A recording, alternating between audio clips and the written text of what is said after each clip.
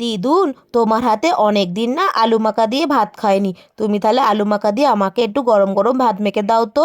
হেট পাগলি, আমি কি এখন আলু মাখা করতে বসেছি? আমি তোর জন্য অন্য একটা জিনিস বানাচ্ছি।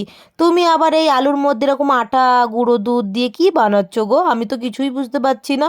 আরে দেখ না কি বানাচ্ছি, তবেই তো বুঝতে পারবি। সবসময় দিদার হাতে আলু মাখা দিয়ে ভাত খেলে হবে নাকি? বাবা, দিদুন তুমি তো এখন ইউনিক ইউনিক রান্নার কথাও বলছো। বাবা, এইসব কোথা থেকে পেলে? শোন, আমরা না ময়রা, তাই আমাদের মিষ্টি বানাতেই হয়। আর এরকমভাবে মিষ্টিগুলো বানিয়ে একবার দেখতে পারিস। তাই বলে আলু দিয়ে মিষ্টি? আমি কোনোদিন বাপু এরকম দেখিনি। তোমার কাছ থেকে দেখে যাচ্ছি, বাড়িতে একবার ট্রাই করব। কিন্তু মা বকলে জানি না, কিন্তু আমার মেয়ে কোনোদিনই বকবে না। তুই একবার বানিয়ে দেখতে পারিস। ভালো করে দেখে নে কি কি করছি, তাহলে বাড়ি গিয়ে বানাতে পারবি, নাহলে আবার ভুলে যাবি যে। আচ্ছা, প্রথমে আলুগুলো আমি কেটে নিয়েছি, তারপরে সেদ্ধ করতে বসিয়ে দিয়েছি। আর একটু সরু সরু করে কেটে নিয়েছি, তাহলে সেদ্ধ হয়ে যাবে তাড়াতাড়ি।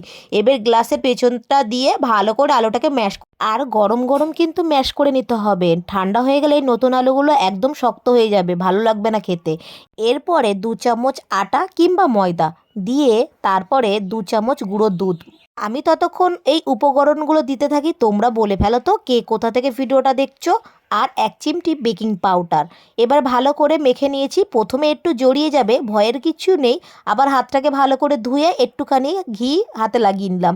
এবার হাতের মধ্যে ঘিটাকে ভালো করে ব্রাশ করে নিলাম, আর গোল গোল করে শেপ করে নিলাম। তোমাদের পছন্দ মতনও এখানে শেপ দিতে পারো। এবারে এইগুলো সব রেডি হয়ে গেছে রসগোল্লাগুলো। গ্যাসের উপর একটা কড়াই বসিয়ে দিয়েছি, বেশ কিছুটা সাদা তেল দিয়ে দিলাম, 1 চামচ ঘি দিয়ে দিলাম। আর একদম দেখো লো টু মিডিয়ামে রেখে তখন আমি এই বলগুলো ছেড়ে দিয়েছি, মানে মিষ্টির বলগুলো।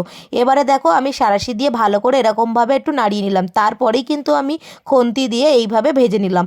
একদম লাল লাল করে ভেজে নিয়েছি। আর সত্যি কথা বলতে এই লাল মিষ্টিগুলো খেতে খুব ভালো লাগে। রসগোল্লার থেকে এই লাল মিষ্টির টেস্টটা অন্যরকম লাগে। একবার এইভাবে বানিয়ে দেখতে পারো। এবার চিনি শিরাটা রেডি করে নিলাম। এখানে 100 গ্রাম চিনি দিয়ে দিলাম, আর 150 গ্রাম জল। দুটো তিনটে এলাচ ফাটিয়ে দিয়েছি, 1 চামচের মতন লেবুর রস দিয়ে দিয়েছি, যাতে চিনি শিরাটা একদম সাদা হয়ে যায়। আর খেতেও ভালো লাগবে। এইভাবে যদি একবার চিনি শিরাটা রেডি করো, কোনো রকম চিনির যে নোংরাটা থাকে সেটা বেরিয়ে যাবে। এবার ভেজে রাখা এই রসগোল্লাগুলো দিয়ে রাখলাম। 1 ঘন্টা এটাকে রেখে দিয়েছি। দেখো কতটা সফট হয়েছে আর কতটা নরম হয়েছে, দেখলেই বুঝতে পারছো। এইভাবে একবার ট্রাই করে দেখতে পারো। ভালো লাগলে অবশ্যই লাইক কমেন্ট শেয়ার করবে। ভালো থাকবেন, সুস্থ থাকবেন, বাই।